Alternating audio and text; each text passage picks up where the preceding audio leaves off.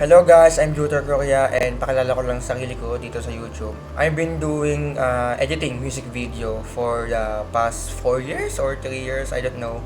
Pero ito, gusto ko lang i-share sa inyo kung ano yung process ko sa pagbuo ng music video. Ano yung process ko sa pag-edit. Okay? From offline to online. So makikita nyo dito, cut by cut siya. Yan, I have a messy timeline.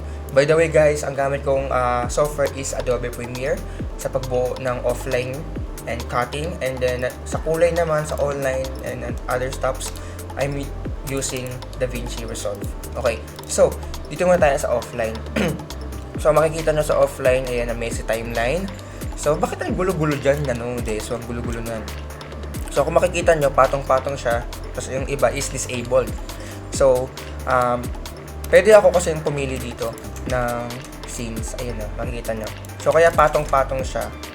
Pwede akong magpalit ng camera, magpalit ng scene, di ba? Na madalian lang. And synchronized na siya. So, kaya makakapal yung aking timeline. So, i-disable ko lang siya and enable ko lang siya. Ganun lang yan. Ayun na, di ba? And then, synchronize siya. So, ayan, dito ako ginagawa yung pag-offline. So, tapos, ang ginagawa kong paglatag sa mga footage ay kunyari is, siyempre, dalawang camera gamit namin is FX6. So, lahat yan is nasa isang sequence lang. FX6 yung lahat. And then, asukan sila nakikita na may mga gap-gap siya. Ito, hiwalay-hiwalay. Is, hiwalay-hiwalay yung eksena. Yan, kunyari yan.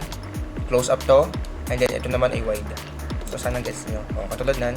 Wide to. Close up to. So, yeah. Kaya may mga gap-gap siya. And then, the FX3. So, same as well. Diba? Ganun din siya. So, as you can see, nakikita nyo, may mga nakaangat. So, yung mga nakaangat na yan is, ibig sabihin, pickable siya. Pickable. Parang, kapili-pili siya. Maganda siya. So, ayan. I do not, nag-label din naman ako, pero masasanay ako sa ganito. Yung color label, yung mga ganyan. Nag-label naman ako, pero nasanay lang ako sa pag-angat ng clips. Ng ganyan. So, ayan. So, ito yung sequence ko. Ayan. Makikita nyo. So, meaning to say, pagkatapos ito, picture lock na siya. So, ang picture lock po ay hindi nyo nagagalawin yung cut nyo. Kasi isend na siya sa mga online artists like VFX and then colorist. So, ayun, picture lock na siya. And nakikita nyo dito, may mga notes din ako dito. VFX shot, kasi VFX shot naman talaga yan. So, dito wala. Ayan. Alright, so isend na natin yan. So, ang pag-send ko sa DaVinci, kung paano ko siya papunta yung DaVinci, Premiere to DaVinci, is kailangan ko munang paikliin tong timeline. I-delete nyo lahat to, yung mga disable, yung mga hindi naman na kailangan, and i-compress nyo siya sa isang ganyan. Okay? And then, lipat ko lang, File, Export, as Final Cut Pro. Ayan, sana naintindihan nyo. Okay, ulitin nyo na lang. And then, lilipat tayo sa DaVinci. So, File, Import, and Timeline. So, yeah. Ganun lang siya. And then, marami na mas tutorial sa YouTube kung paano yung, Premiere to DaVinci na, tawag doon na workflow. So, ayan, nakikita nyo dito. Ito yung mga animation. O, diba? Naglagay na kami ng, animation. And then, color. So, may main part din ako dito na color grading. So, dalawa yung main part ko dito, which is yung pag-offline, pagbuo ng clips. And then, sa DaVinci naman is yung pag-color grading. So, ayan. So, disable ko lang. Bypass yan. Ito yung X709 niya. So, ang X709 guys, yun yung parang, kung ano yung nakikita nyo. Yan, kung ano yung nakikita ng mata nyo. Yan, yung X709 yan. Okay. And then, this is the graded part. Diba? Okay. So, gusto ko lang mag-tutorial sa inyo kung paano magkulay. Okay? Ayan. So, kulayan natin tong isang clip na to. And then, delete natin to. Okay, so makikita mo dito is mag-709 siya. So, pinakauna kong gagawin, syempre, i-check ko yung exposure ko. So, makikita nyo dito, medyo blown.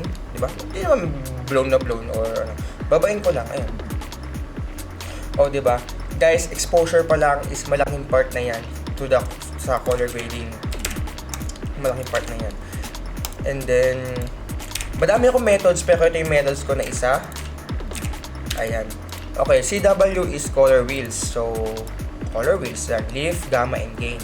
And then I will control it. So syempre guys, hindi naman pwedeng hula-hula lang dito. Itong ginagawa ko is quick color grade lang naman. Nagkakabuhay na siya. So siguro gusto ko warm. Sige, warm. Yan. And then punta tayo sa log.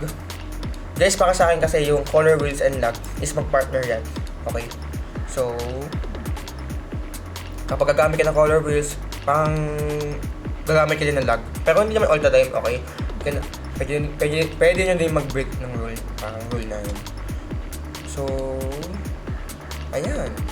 Di ba? Okay naman siya. Oh. Di ba? Full screen natin. Oh, di ba? So, syempre, meron pa tayong mga dito. Ang pinaka-tip ko talaga dyan is mga pag-masking. Okay, so for this image, ang nakikita ko lang pwedeng i-mask is maglagay tayo ng vignette. Yeah, vignette lang. For the depth of the image. So, yeah. Before and after. So, walang lot yan. Walang kahit ano. Pure adjustment lang yan. Kasi, kaya nyo din naman yan. Kaya nyo yan. Pero, yun. And then, isa-isa ko siyang kiniklip. So, yeah. So, baka may magtanong kasi, syempre, may mga VFX part to. Like, kung kunyari ito, sinat siya as green screen. So, paano yung process namin dun? So, by the way, guys, Wanderlust ay may VFX artist. Si Boss Nico and si Boss D.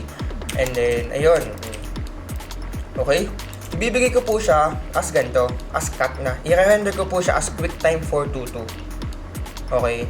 Sa pinakamandali. And then, gagawin nila yung VFX. And then, color graded ko before and after. Ayan. And then, pagkatapos na, adi syempre, deliver page na tayo. Diba? So, ganun po yung process ko. And then, yung export settings ko dito, guys, is MP4, yan, 264, and then restrict to 80,000, encoding profile high, yan, and then advanced settings is video, Rec 709, and Gamma 2.4.